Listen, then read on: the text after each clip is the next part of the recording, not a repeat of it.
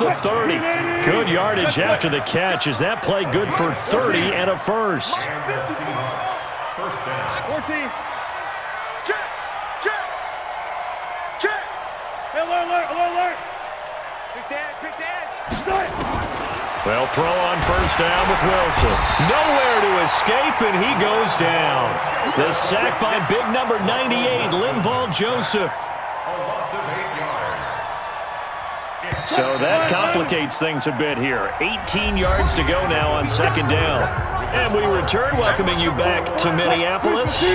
It's the Seahawks with the possession. They also have the lead here as we get set for the fourth and final quarter.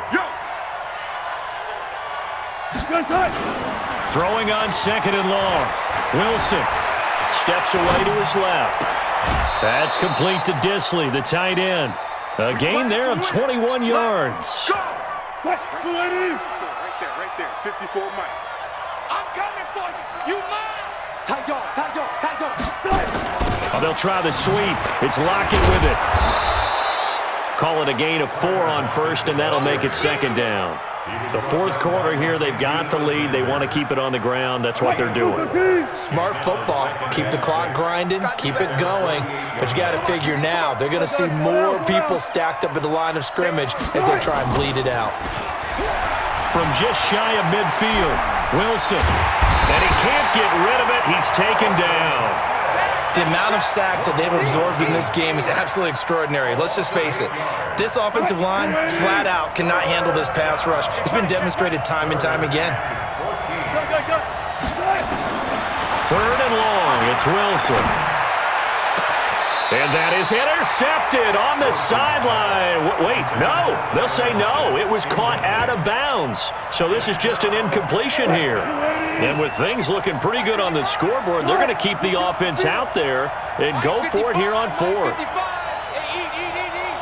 Check 50. Mike 55.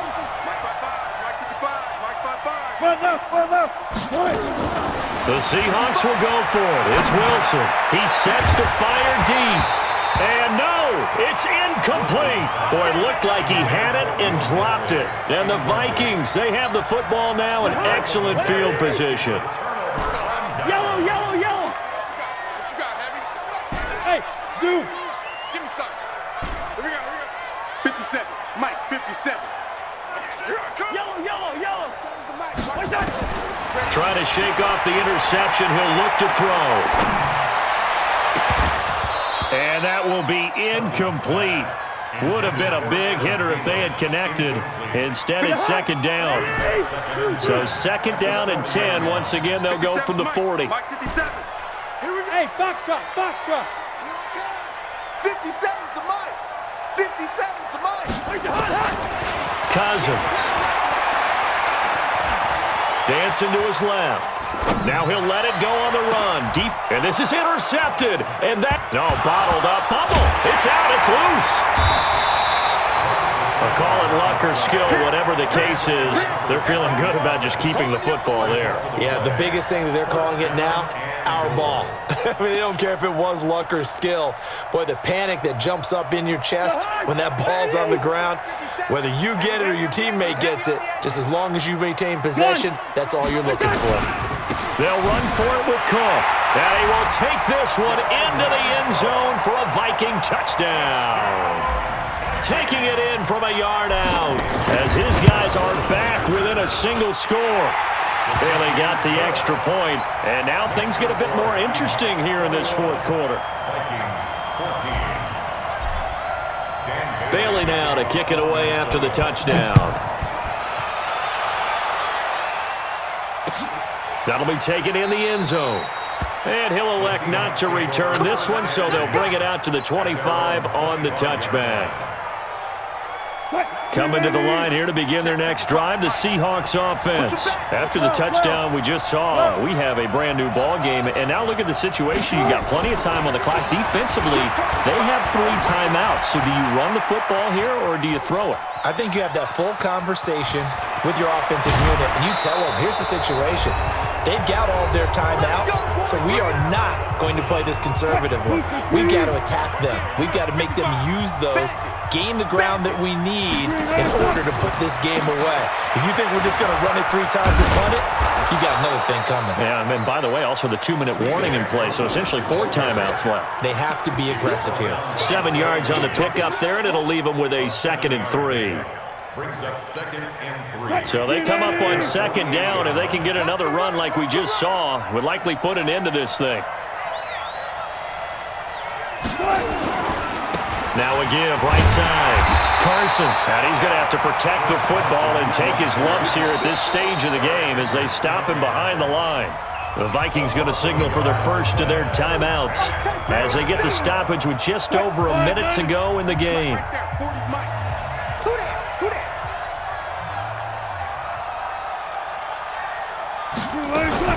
Third and short, it's Pro-Size. He's not going to get there. That won't even be close. It was blown up in the backfield. Now the Vikings will use the 2nd of their timeouts as it comes with exactly a minute to go in the football game. The offense going to stay out there. They've converted once, failed once. What can they do here on 4th down? Motion. Hey, 55 mark, 55. We ain't giving up nothing today. Mark 50. Go. 55. 3 buds. They're going on 4th down. It's Wilson eluding the pressure right.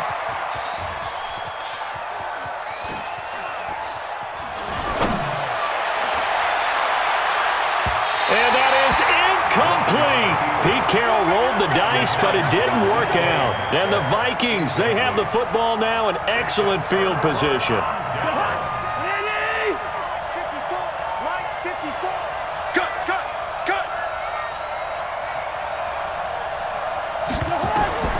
Cousins to throw. And he can't get a throw off. He's taken down. What a huge play at this point in the game. Defensive end gets in there that time. They were in a 4-3. What's the responsibility, the ends versus the tackles there, Charles? Well, most of the time when you talk about the ends, they're your pass rushers. They're the guys that you turn loose to try and get to the guy who's going to throw the football. The tackles, usually more of the run-stuffing variety. But the way this game is advanced, you're wanting a little bit of everything out of all of your guys. But let's just go ahead and break it down and make it simple. The guy who's a right defensive end versus a right-handed quarterback, that's the blind side. He's going after the quarterback. He's going to put him on the ground. That one covers 24 yards. It's a 1st down. Now Cousins. He's going to let it fly. And his ball is caught. It's a touchdown. And now in the final seconds, they're a PAT away from likely getting this thing to overtime. So now this will be, in all likelihood, to force overtime. And he has got it. So barring something crazy on the kickoff, we're looking at an extra period to decide this one. A couple of teams locked into a good one here. 21 all the score as the kick's away. We got this. The Seahawks take over 1st and 10 at their own 25-yard line.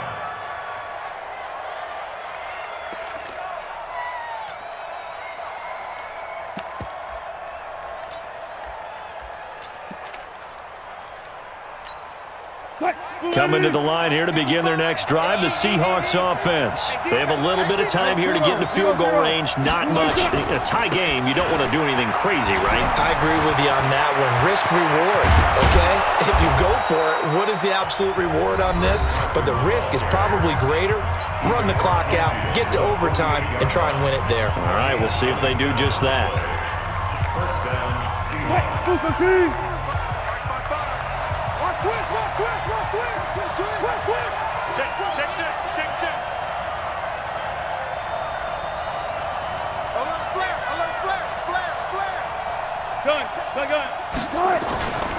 This is Carson.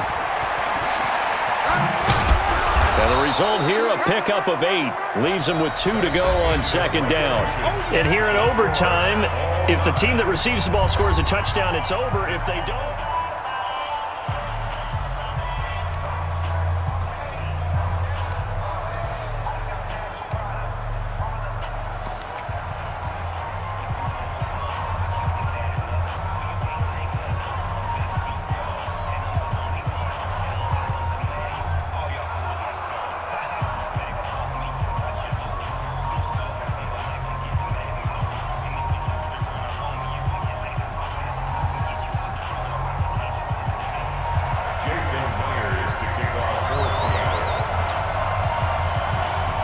So a tie ball game here as the kick's away. This is fielded at the goal line. And he'll take this across the 25, a couple extra yards up to the 27-yard line. Here are the Vikings now to start their next drive. They control their own destiny here. They have the football in overtime. Obviously, a touchdown would win it. And I think teams around the league are still adjusting to the idea of going downfield, scoring a touchdown wins the game, because they were used to just going downfield and trying to get in field goal range to win a game. Still having to make that transition. Let's face it now, the ones who are doing it best know they need to go down, attack, put the ball in the end zone, and not leave it up to a field goal and give the other team a chance. Yeah, as we said, they control their own destiny now. Gun. Cook. They had the huge play last time. Here it is a much smaller gain of 2. They've had some success here in overtime in this opening drive running the football. Right back to that well. And why not? When you have that kind of success, make them stop you. And until they do, keep going back to that well you just spoke about. I think there's more water there available to them. Another 2-yard gain there, but they'll need to do better this time. It's 3rd and 6. I know the scouting report on him is that he doesn't possess the eye discipline to be an elite linebacker. And what that means is his ability to read, react, and make a play. But on that one, he looked like one of those guys. 3rd down, Dalvin Cook. And inside the 20 before he's brought down. 10 yards, and it's good for a Viking first down. And I know you, with every carry, especially in overtime, you're just saying, if you're that ball carrier, hold on to the football. Hold on to it, protect it, but not necessarily settling, because you're trying to get to the end zone. You're trying to end the game right here. And I know the defensive guys poking, clawing, raking, trying to knock the ball free and protect their end zone. Yeah, like you alluded to, especially this part of the field. They'll run with Madison. And all the way down inside the 5 to the 4. And now the Seahawks are going to call another timeout. They'll be down to just 1 remaining as we step aside here in overtime. First and goal at the 4-yard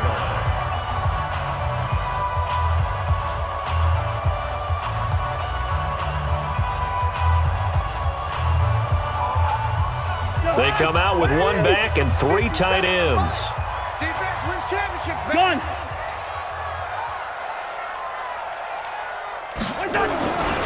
They'll try and run for it on 1st and goal. And he will push his way forward down to about the 3-yard line. Only a yard that time, 2nd and goal. But a spotlight hit him once already tonight as he got into the end zone. He was trying to make it a double spotlight, wasn't he? But credit the defense, bottling him up, not letting him get in for the 2nd score there. On 2nd and goal, Cook waiting, fighting for the end zone. He lost the football. It's out. Wow, that ball gets knocked free, but a teammate comes along and scoops it up. It's almost like baseball. Guys at bat, people are on base in scoring position. One guy doesn't get him home. The next guy comes through and picks him up. And avoids the turnover. Another chance to maybe end it right here. This is 3rd and goal. Gun. They'll run it. Here's Cook. And Cook was fighting for it, but I don't think he got there. No gain on the play, and what to do now on 4th and goal. Now another timeout called for by the offense. They'll be left with just 1 remaining here at OT. Right there. All day, baby.